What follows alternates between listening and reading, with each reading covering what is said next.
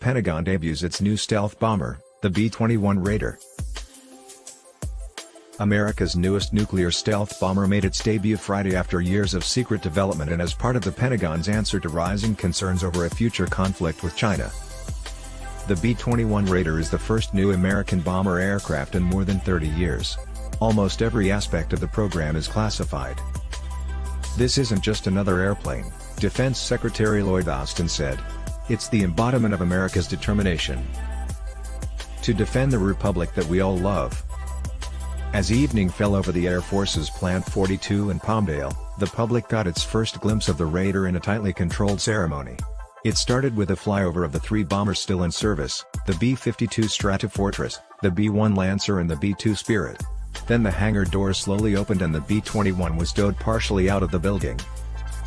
The Pentagon stated this week in its annual China report that China is on track to have 1,500 nuclear weapons by 2035 and that its advancements in hypersonic, cyber warfare, and space capabilities pose the most consequential and systemic challenge to U.S. national security and the free and open international system.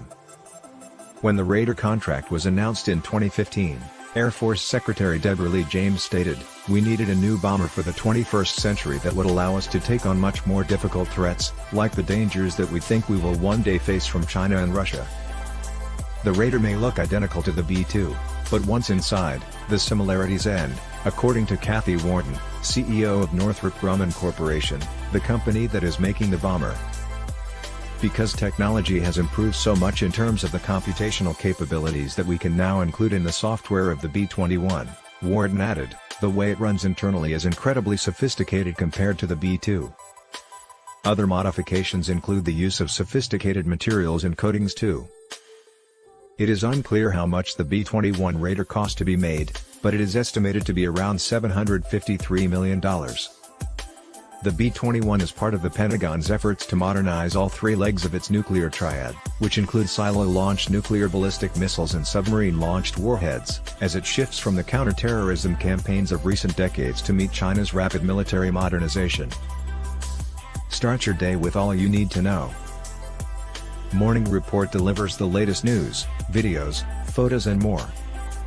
"It is incredibly low observability," Wharton said. "You'll hear it, but you really won't see it."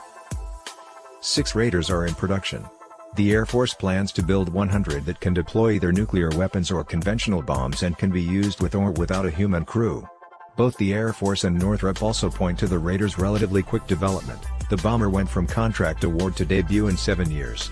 Other new fighter and ship programs have taken decades. "We will soon fly this aircraft, test it, and then move it into production. And we will build the bomber force in numbers suited to the strategic environment ahead," Austin said. "To conduct our typical study of such a significant program could prove to be quite difficult," according to Dan Grazier, Senior Defense Policy Fellow at the Project on Government Oversight. "Before the B-21 takes to the air, it is simple to claim that it is still on schedule. Considering that serious issues are only found once one of these programs enters the testing phase." He claimed that's when costs start to increase and timelines start to slide. U.S. Senator Mike Rounds, a Republican of South Dakota, led the state's bid to host the bomber program. In a statement, he called it the most advanced weapon system ever developed by our country to defend ourselves and our allies.